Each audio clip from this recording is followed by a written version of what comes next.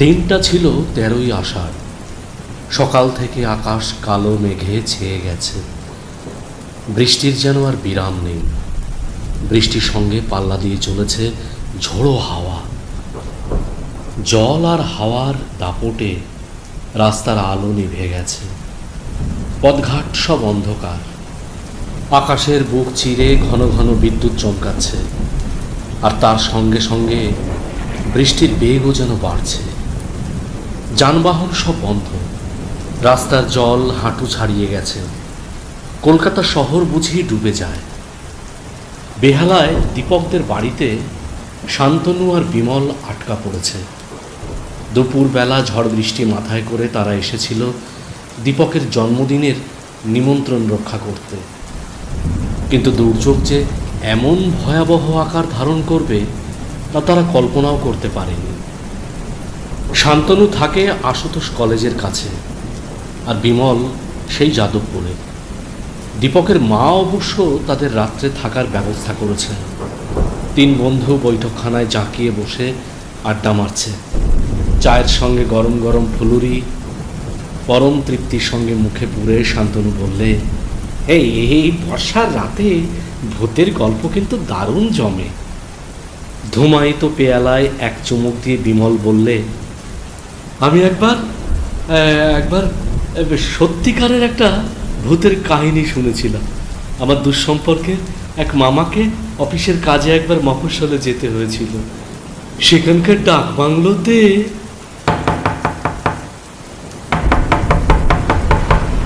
বিমলের মুখের কথা মুখেই রয়ে গেল। দরজায় ঠক ঠক করে শব্দ। এই ঝড় বাদলের রাতে কে আবার এলো? আপনারা শুনছেন আজকের গল্প দুর্যোগের রাতে। লিখেছেন মঞ্জিল সেন। গল্প পাঠে আমি মৃণাল দেবনাথ। মিউজিক দীপরাজ। শেষ পর্যন্ত শুনতে থাকুন ছোট্ট এই রোমাঞ্চকর গল্পটি দুর্যোগের রাতে।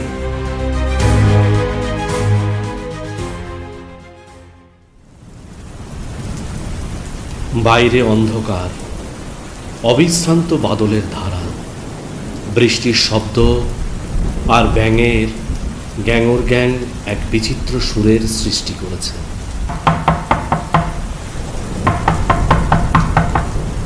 দরজায় আবার সেই শব্দ। দীপকই উঠে দরজাটা খুলে দিল। সিঁড়ির মুখে দাঁড়িয়ে এক বিচিত্র মূর্তি, বেশ ঠ্যাঙা, গায়ে কালো রঙের একটা বর্ষাতি, কলার উল্টানো থাকায় চিবুক পর্যন্ত ঢাকা, মাথায় একটা টুপি, চোখে কালো চশমা। এত ঝড় বৃষ্টিতেও কিন্তু ভদ্রলোকের বর্ষাতি শুকনোই বলা চলে। পায়ে রবার সোলের কালো জুতো জোড়া পর্যন্ত পরিষ্কার, জল কাদার চিহ্ন নেই। ভদ্রলোক ভাঙা ভাঙা কণ্ঠে বললেন, ভেতরে একটু আশ্রয় নিতে পারি? বৃষ্টিটা একটু ধরলেই চলে যাবে। ভদ্রলোকের সান্নিধ্যে দীপকের কেমন যেন একটা অস্বস্তি বোধ হচ্ছে, কিন্তু মুখে ভদ্রতা দেখিয়ে সে ভদ্রলোককে ভেতরে আহ্বান জানালো। আসুন আসুন। ভদ্রলোক একটা চেয়ার টেনে ঘরের আলোটার দিকে পেছন ফিরে বসলেন। বাইরের রোয়াকে একটা কুকুর গুটিসুটি মেরে শুয়েছিল। হঠাৎ কেমন কেমন করতে করতে পেটের তলায় লেজ ঢুকিয়ে কুকুরটা সেই প্রচণ্ড বৃষ্টির মধ্যেই দৌড় মারল। মানুষের 5টা ইন্দ্রিয়, আর কুকুরের নাকি 6ষ্ঠ এক ইন্দ্রিয় আছে। ও কি তবে অন্য কিছুর আঁচ পেয়েছে? একটা থমথমে ভাব 3 বন্ধুকে যেন বিভ্রান্ত করে তুলল। ভদ্রলোকই নিস্তব্ধতা ভঙ্গ করলেন। আবার সেই অদ্ভুত কণ্ঠে বললেন, ভূতের গল্প হচ্ছিল বুঝি? সম্মত কণ্ঠে বিমল পাল্টা প্রশ্ন করলেন, আপনি জানলেন কি করে? এই বাদলায় ভূতের গল্প যে জমে ভালো। শান্তনু চমকে উঠল। একটু আগেই তো সে প্রায় এই কথাটাই বলেছিল।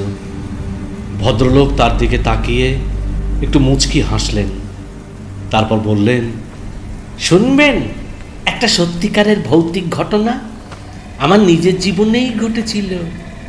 কারো মুখে কোনো কথা নেই। ভদ্রলোক কিন্তু তাদের সম্মতির অপেক্ষায় না থেকে তার কাহিনী শুরু করলেন। সে আজ বেশ কয়েক বছর আগেকার কথা। দিনটা ছিল বৃহস্পতিবার, 13ই আষাঢ়। সকাল থেকেই আকাশে মেঘের ঘন ঘটা, থেকে থেকে কয়েক পশলা বৃষ্টিও হয়েছে। বিকেল 4টের সময় নামলো মুষলধারে বৃষ্টি। সে কি বৃষ্টি! চারিদিক অন্ধকারে ছেয়ে গেল। অফিসের কাজে আমাকে মেদিনীপুরের কাঁথি শহর থেকে কয়েক মাইল দূরে একটা গ্রামে যেতে হয়েছিল। ফেরার পথে আমি বৃষ্টির মধ্যে পড়লাম। সামনেই একটা বড় মাঠ, আশেপাশের কোনো বাড়ি চোখে পড়ে না। চারিদিক অন্ধকার হয়ে গেছে। সামান্য যা আলো আছে তাই ভরসা করে আমি ছুটলাম। কিন্তু ছুটছি তো ছুটছি, পথ যেন আর শেষ হয় না। এদিকে যেটুকু আলো ছিল তাও ক্রমশ মিলিয়ে গেল। চারিদিকে শুধু ঘুরঘুরটি অন্ধকার, আর বৃষ্টি আর বৃষ্টি। আমি মহাফা পড়ে পড়লাম। একটা মাথা গোজবার আশ্রয় না পেলে অন্ধকারে পথ হারিয়ে পুকুর বা ডোবায় পড়ে যাওয়াও বিচিত্র কিছু নয়। কতক্ষণ ছুটেছি হুঁশ নেই। হঠাৎ অন্ধকার আকাশের বুক চিরে বিদ্যুৎ ঝলসে উঠল, আর আমি দেখলাম একটা পুরনো বাড়ির ঠিক দোরগোড়ায় এসে আমি পৌঁছেছি। ঈশ্বরকে মনে মনে অসংখ্য ধন্যবাদ দিয়ে আমি দরজায় ঘন ঘন করাঘাত করতে লাগলাম। কিছুক্ষণ পরে দরজার কপাট দুটো খুলে গেল, কিন্তু অন্ধকারে আমি কিছুই ঠাউর করে উঠতে পারলাম না। যে দরজা খুলে দিয়েছিল তাকে লক্ষ্য করে আমি রাত্রের জন্য আশ্রয় চাইলাম। কিন্তু আশ্চর্য ব্যাপার, দরজার ওপাশ থেকে কোনো সাড়া শব্দ এলো না, কিংবা কেউ সেখানে দাঁড়িয়ে আছে কিনা তাও আমি বুঝে উঠতে পারলাম না। কি করব ভাবছি, এমন সময় একটা ঘরে যেন ক্ষীণ আলোর রেখা দেখতে পেলাম। সেই আলো লক্ষ্য করে আমি এগিয়ে গেলাম ভিতর দিকে। একটা বেশ প্রশস্ত ঘর, মেঝের উপর একটা হেরিকেন লণ্ঠন মিটমিট করে জ্বলছে। ঘরের এক পাশে একটা তক্তপোষ, তক্তপোষের উপর একজন যুবা বয়সের ছেলে শুয়ে আছে, আর তার মাথার কাছে ঘোমটায় মুখ ঢাকা একটি বউ হাত পাখা দিয়ে হাওয়া করছে। পাশেই দাঁড়িয়ে আছেন এক বৃদ্ধ। আমার উপস্থিতি কেউ যেন লক্ষ্যও করল না। আমি পায়ে পায়ে শয্যার পাশে এগিয়ে গেলাম। যে যুবকটি শুয়েছিল তাকে গুরুতর অসুস্থ মনে হলো। মুখটা পাণ্ডুর, চোখ দুটো বন্ধ।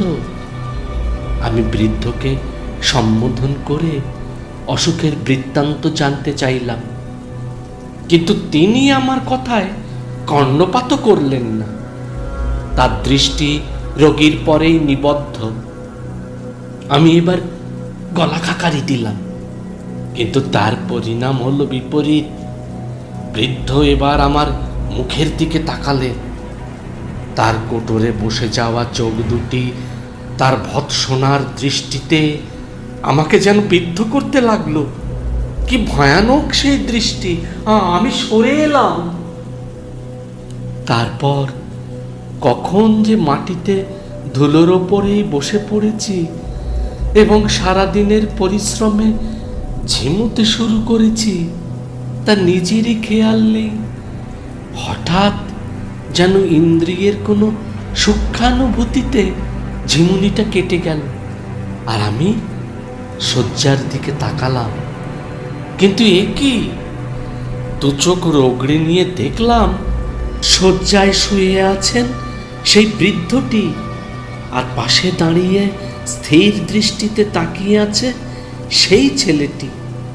বৃদ্ধটির চোখ দুটি বোঝা, ঠিক যেমনটি ছেলেটিকে দেখেছিলাম। আমি কি স্বপ্ন দেখছি নাকি আগে ভুল দেখেছিলাম? আমার গলা দিয়ে একটা অদ্ভুত আওয়াজ হলো, আর সেই শব্দে বোধহয় বিরক্ত হয়ে যুবকটি আমার দিকে সেন দৃষ্টিতে তাকালো। সে কি তীব্র দৃষ্টি! যেন ছুরির ফলার মতো অন্তরের মর্মস্থলে গিয়ে বেঁধে। আমি ভয়ে চোখ বুজলাম, আবার হয়তো ঘুমিয়ে পড়েছিলাম। সহসা ঘুম ভেঙে গেল। শয্যার দিকে চোখ পড়তেই এবার আমার গায়ে যেন কাঁটা দিয়ে উঠল। শয্যায় এবার বৃদ্ধটি নেই। প্রথমবার তাকে যে অবস্থায় দেখেছিলাম উনি সেইভাবেই দাঁড়িয়ে আছেন। শয্যায় কিন্তু যুবকটিও নেই। সেখানে বধূটি শুয়ে আছে, আর তার শিয়রে বসে পাখা করছে যুবকটি। বধূটির মুখ মৃতের মতো পাণ্ডুর। আমার মনে বিদ্যুৎ চমকের মতো একটা প্রশ্ন জাগল, তবে কি আমি অজান্তে একটা ভুতুড়ে বাড়িতে আশ্রয় নিয়েছি? কথাটা ভাবার সঙ্গে সঙ্গেই ভয়ে আমি জ্ঞান হারিয়ে ফেললাম। যখন জ্ঞান হলো তখন ভোর হয়েছে। আমি ঘরে একা শুয়ে আছি, আর কেউ নেই। আর আশ্চর্য, আমার শরীরটা খুব হালকা বোধ হতে লাগলো। পরে জানতে পেরেছিলাম ওই তারিখেই এক দুর্যোগের রাতে কলেরায় সেই বাড়ির বৃদ্ধ মালিক, তার পুত্র ও পুত্রবধূ বিনা চিকিৎসায় মারা যায়। বৃষ্টি বাদলের জন্য কোনো ডাক্তারই নাকি পাওয়া যায়নি। তারপর থেকেই নাকি দুর্যোগের রাত্রে ওই বাড়িতে তাদের দেখতে পাওয়া যায়। ভদ্রলোক থামলেন। ঘরের মধ্যে একটা ভয়াবহ নিস্তব্ধতা। তিন বন্ধু পরস্পরের দিকে বোবা দৃষ্টিতে তাকিয়ে থাকে। একটা আতঙ্ক যেন তাদের কণ্ঠ রোধ করেছে। কয়েক মুহূর্ত এইভাবে কেটে যায়। হঠাৎ তারা ফিরে তাকালো ভদ্রলোকের দিকে, আর সঙ্গে সঙ্গে তাদের সর্বাঙ্গে একটা শিহরণ বয়ে গেল। চেয়ারটা শূন্য। বাইরে বৃষ্টিটাও তখন বেশ ধরে এসেছে। কি ব্যাপার? এ কি কারো কারসাজি?